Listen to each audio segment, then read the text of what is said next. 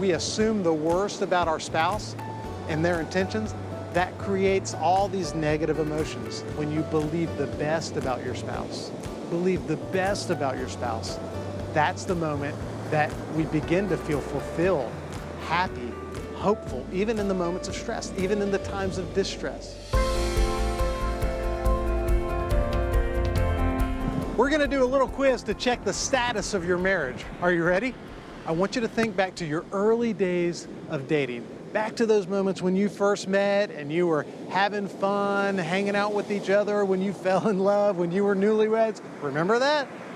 I want you to think back and say, okay, what was that time like?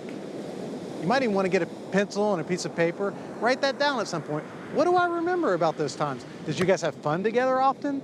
Was your husband romantic and affectionate, or did he struggle to really know how to pursue you with passion? Was your wife, was she a smart woman? Someone that you really valued her intellect, or was she doing crazy things that made you feel unhealthy and chaotic?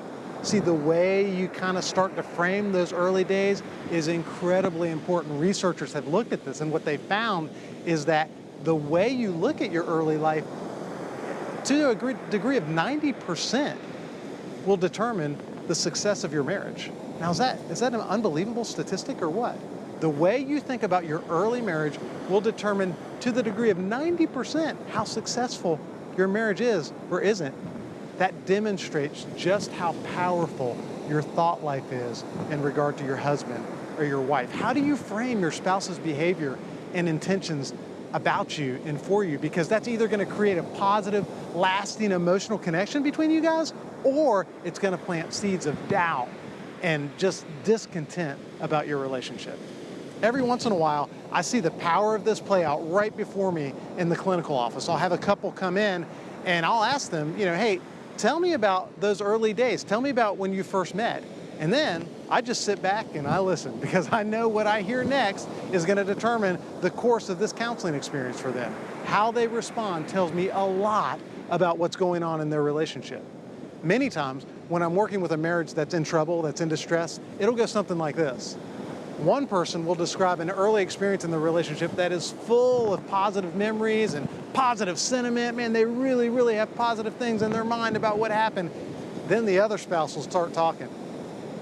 And man, I buckle my seatbelt, because they can talk about the same experience, but they have all these negative memories that they assign to the same thing that went on. There's blame, there's criticism. And so I know in those moments, okay, wait, we've got a problem in this marriage. And one of the problems that we've got is that one or both of these spouses has very negative thoughts about the other person. So let's go back to that quiz that you took. I asked you to think about your marriage, the early days. What do you remember? If you're sitting there and you are telling yourself, man, I did have some negative things that came up about the early days, there's something you can do. It's not hopeless. It's not a 90% chance that you're going to get divorced. Let me tell you what you can do. Number one, recognize that your trouble remembering positive things, even early in the relationship, is likely a sign that you have this negative mindset about your spouse, and that's real. It's a reality in your heart and in your mind. And the goal here is not to beat yourself up. Don't tell yourself, man, I'm messed up because I think this about my spouse.